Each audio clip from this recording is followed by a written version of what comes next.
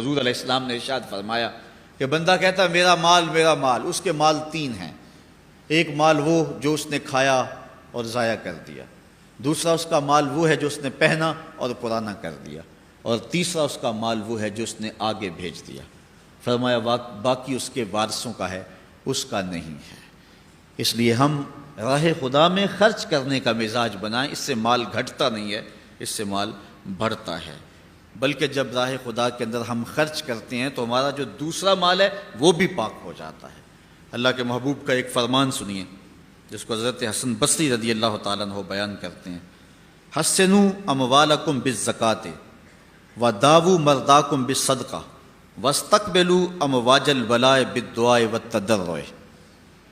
فرمایا کہ اپنے مال کو، اپنے اموال کو زکوٰۃ سے پاک کرو اور اپنے مریضوں کا علاج صدقے سے کرو، اور جب مصیبتیں اور بلائیں تمہارا رخ کریں تو پھر دعا سے اور اللہ کے حضور زاری سے اللہ کی مدد چاہو۔ آج ہم صدقے کا مزاج بہت کم کر چکے ہیں۔ اسی زمانے میں ایسا ہوتا تھا کہ جب کوئی بیمار ہوتا تھا تو سب سے پہلا کام لوگ یہ کرتے تھے کہ صدقہ دیا کرتے تھے، ڈاکٹر کے پاس پھر جایا کرتے تھے، حکیم کے پاس پھر جایا کرتے تھے، سب سے پہلے اس کی جان کا صدقہ دیا کرتے تھے۔ صدقہ قضا کو بدل دیتا ہے، تقدیر کو بدل دیتا ہے۔ صدقہ سے اپنے مریضوں کا علاج کرو۔ اصل ڈاکٹر کے پاس جانا، علاج کروانا سنت ہے، اس کی ممانعت نہیں ہے، لیکن یہ بات ہمیشہ ذہن میں رکھیے گا کہ ڈاکٹر کے پاس دوا ہے، شفا نہیں ہے، شفا اللہ کے دستے کرم میں ہے۔ اس لیے جب بھی بیمار ہو جاؤ تو پہلے صدقہ کرو اور پھر ڈاکٹر کے پاس جاؤ، اللہ اس صدقے کی برکت سے ڈاکٹر کی دوا میں شفا رکھ دے گا، کیونکہ شفا تو اس کے حکم میں ہے نا، چیزوں میں تو شفا نہیں ہے، وہ تو اس نے حکم جہاں دے دیا وہاں شفا ہے۔ حضرت موسیٰ علیہ السلام کے پیٹ میں درد کا احساس ہوتا ہے تو کوہ طور پہ چلے گئے، کیسے جلیل القدر نبی تھے، اللہ سے ڈائریکٹ رابطے تھے، اور جا کے کہا مالک میرے پیٹ میں درد ہو رہا ہے۔ اللہ اکبر۔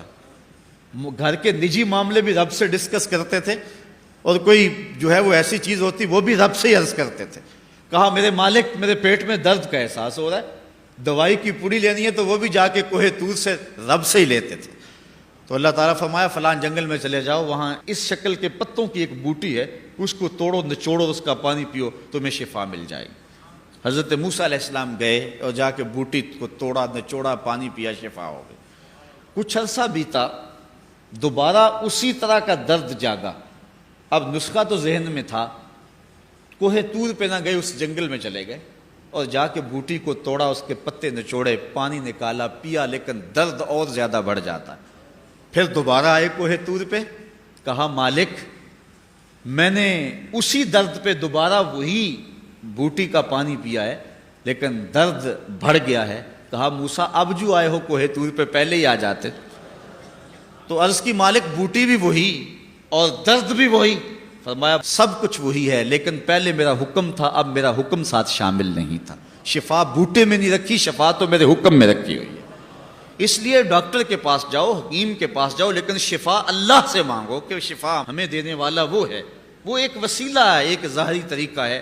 تو حضور علیہ الصلوۃ والسلام، اللہ اکبر، کیا خوبصورت ارشاد فرما رہے ہیں، حسنوا اموالکم بالزکاۃ، اپنے اموال کو زکوٰۃ سے پاک کرو، وداووا مرداکم بالصدقہ، اور اپنے مریضوں کا علاج صدقے سے کرو، واستقبلوا امواج البلاء بالدعاء والتضرع، جب مصیبتوں اور اذیتوں کے طوفان تمہاری طرف منہ کھولے ہوئے آئیں تو اس وقت اللہ سے آہوزاری کرو، اللہ کی حضور دعا کرو، التجا کرو اور اللہ سے مدد مانگو۔ وہ بلاؤں کے رخ کو موڑ دے گا، وہ مصیبتوں کے رخ کو پلٹ دے گا تمہاری جانب۔